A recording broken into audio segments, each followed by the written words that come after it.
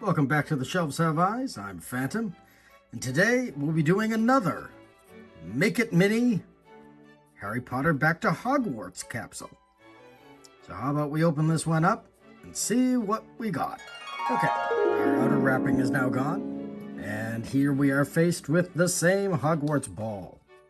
So I assume that these balls are not going to change craft to craft, so you are just going to see the Hogwarts Tower ball every single time.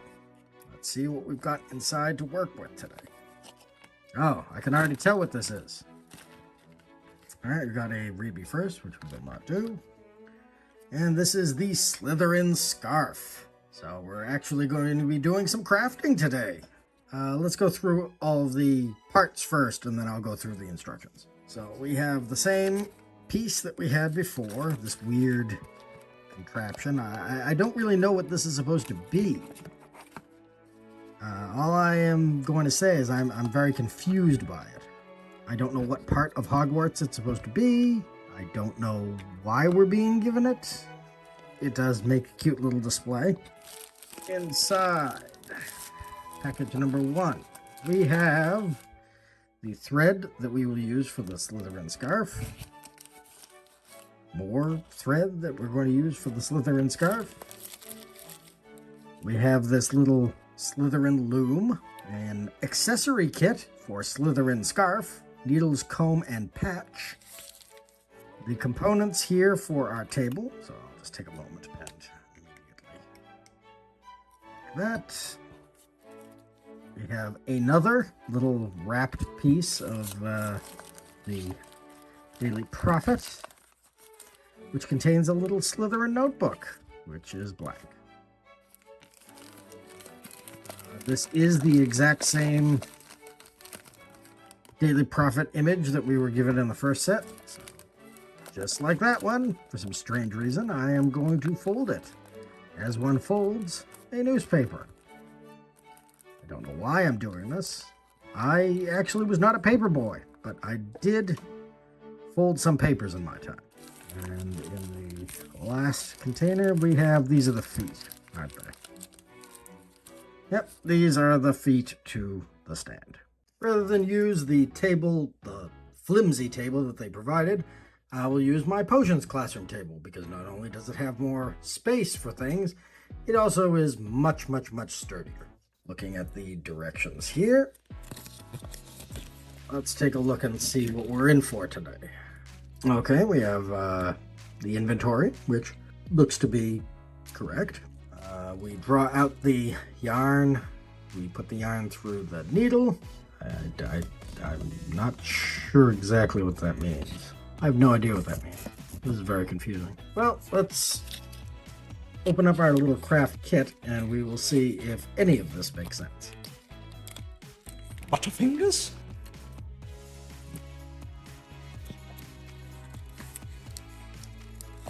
Ah, they put it under plastic so you couldn't lose it. This is plastic. So we have a little plastic large tapestry needle, plastic comb, a plastic tapestry threading needle, rather, 2 Slytherin patches, this loom, which I will actually take the cardboard off of now. Interesting. So we have our Slytherin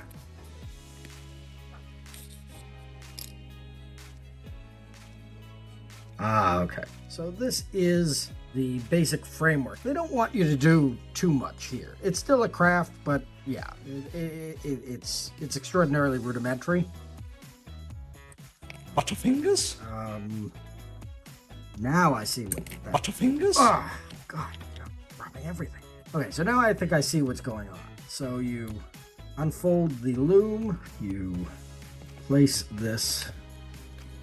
these into the teeth here. Then you place these into the teeth at the bottom.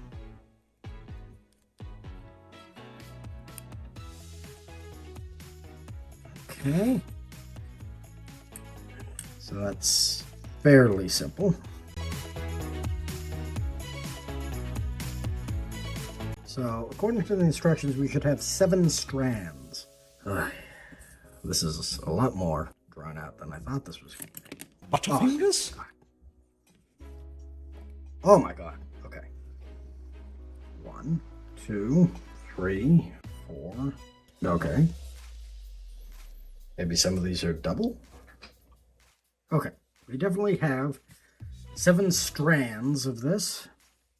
One of which is fraying, so thanks for that. Okay, I was just kind of confused by this direction here, but I see it now. This little needle is a threader.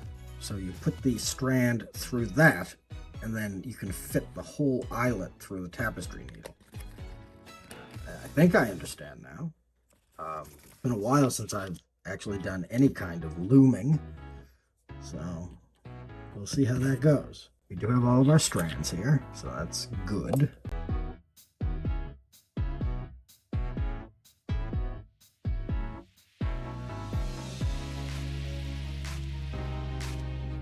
Okay, so after some consultation with Chrissy, I think I understand what this is trying to tell us.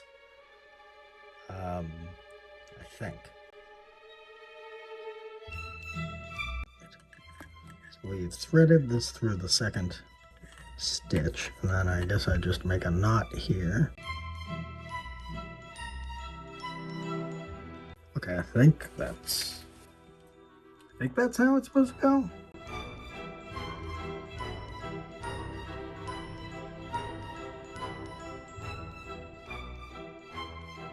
I can't even remember the last time I had to loom, so this is already kind of interesting.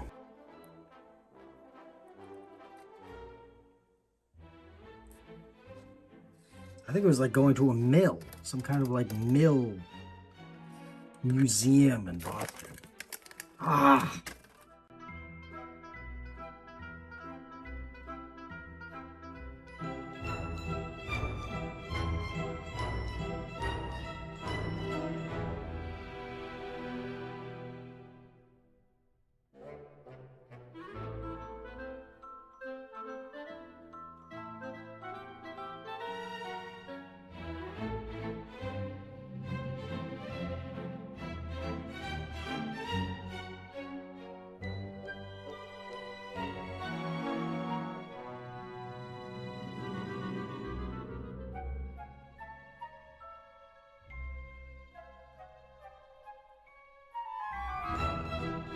Well, that was a lot more difficult than it really had any reason to be. I'm really not sure what they want you to do for this final step to end each segment, because it just seems like there's going to be a flyaway left over. So I'm not really sure exactly how that works, but we'll go on to the next one and see how that goes. Mm-hmm. This is like a nightmare I can't wake up from. This is like editing for me. Like, oh my god, I just did. Actually, it's like real crafting. It's like, oh my god, I just did so much. Oh my god, am I done? No, you have to repeat this 6 more times.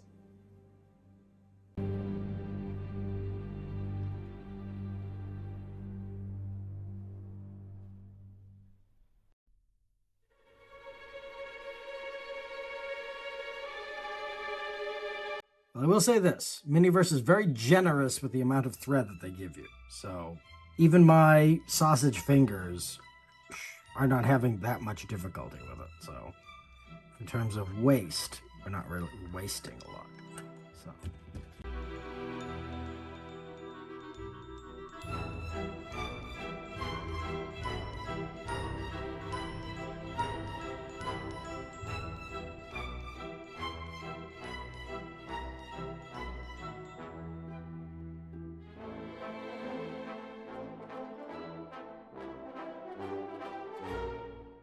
That's 2 done. How about we just skip to the end, shall we? So a very long time later, here is our finished product. An interesting point of fact is that Miniverse states that you put this on this board in order to keep the thread straight while you loom. The only issue is, in order to do the very ends on either side, you actually need to take it off this, because the needle that they give you is so large and so wide that it's impossible to get it through and correctly thread it unless you take it off this frame. So thanks for that, Miniverse. Also, here in the instructions, at the very end here, you see that the scarf is complete. Although back here, it says do not do the two ends. And I thought there was some kind of like special direction here saying, oh, this is what you do for the ends. And in fact, there is. The special direction is repeat steps 8 through 13, which is what we just did. So they could have just said, do every single one of these cells the exact same way. But they didn't. So thanks a lot for that as well. Step here is to put our embroidered patches, which really is just stickers. To be fair, they do actually feel and look like iron-on patches, so there is something to be said for that. All right then, let's call this one done. So here we are at the end of our looming journey here. Doesn't that just say everything about this set? Butterfingers? As I was saying, here we are at the end. Our scarf is now complete, and this is an extremely slippy little display frame for it. It doesn't really work very well. We do have this very nice Slytherin blank notebook, which is too small to be of any use except maybe to an American Girl doll. We have Hagrid's sewing needle, this very nice little wooden comb with what looks like a depiction of the Astronomy Tower arch. Maybe it's supposed to be this arch over here. I don't know. Whatever. And then this piece, which had mystified me in the beginning, but now, fine. What can I say about this? This was a lot more involved than I thought it was going to be, like many other Miniverse sets in the Harry Potter line. Do I like it? I guess. It's a cute idea, and I think having something that kind of feels like a dish towel was novel, if anything. It's kind of too short to do anything with. I mean, in terms of draping this on any kind of doll or what have you. In much the same... Butterfingers? See? Very slippy. It does not want to stand up. In much the same way as Harry's school supplies set, I'm just kind of mystified by the decisions Miniverse made. I don't understand why they wanted to do this, unless they wanted to get into arts and crafts. But if they were going to get into arts and crafts, don't do it Mini. Especially this. This was maddening. And the directions did not help in the least. This was a real pain to do. It was extraordinarily time-consuming. And you know what? I mean, the Sauron's mace was time-consuming too, but that was actually a really great craft, and it looked excellent in the end. This... I don't have any feelings about it. It's kind of disappointing. I would say kind of more disappointing than Harry's school supplies set. I mean, the accoutrement that you get with the kit is still mystifying. This is really cute, but it effectively does nothing. This effectively does nothing. The table is rickety as all get out, and this is like a hair's breadth away from falling down and falling apart as we speak. I'm disappointed, I guess. It's very hard for me to feel anything but extraordinary annoyance at this set, because it was very time-consuming, and I do actually enjoy crafting, and I believe that doing the looming was actually fun, just not in this scale. If they had actually just done regular craft, that would have been fine. If this was bigger, it would have been fine. If they had made you loom a Slytherin potholder, I think that would have been more satisfying to me than this miniature scarf, which is so miniature you can't use it for anything at all.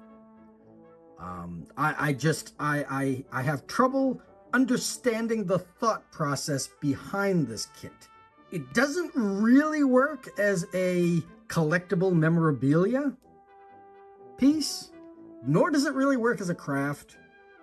And I just have so many questions about who in MGA corporate thought this was going to be a satisfying kit for anyone to make. I mean, I'm a Slytherin, and I still find it very difficult to get excited about whatever this kit is supposed to be. This is really just more random items thrown at you in the name of nostalgia and a very ill thought out craft for you to do. So, you know, I mean, I can't really say much else about this. This is Harry Potter Back to Hogwarts is 0 for 2 here for me right now. I mean, maybe that will change. There are some kits that seem genuinely interesting. This was not. I shudder to think when I will get the Gryffindor capsule and have to make that scarf. Now I'm actually thankful they didn't make a Hufflepuff and a Ravenclaw. But in any case, thank you very much for joining me on this newest jaunt into the Miniverse and MGA's sometimes baffling decisions. But I hope you enjoyed watching me struggle. If you've made this, did you think that it was fun and satisfying as a Harry Potter craft kit? Do you think maybe there was something else they could have done? You tell me in the comments. I find myself speechless just at the thought of who came up with this idea. I don't believe that Harry Potter Back to Hogwarts is really a meaningful series of craft kits. It really just is screaming cash grab.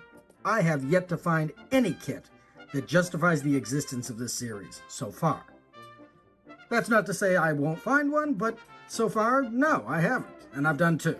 So, in any case, my gripes aside, if you enjoyed this video, and you enjoy the other videos that we produce, please consider liking this video, sharing it, and subscribing to the channel so you know when the next video drops. Thank you very much for your time. I've been Phantom. This has been The Shelves Have Eyes. Have a good night, y'all.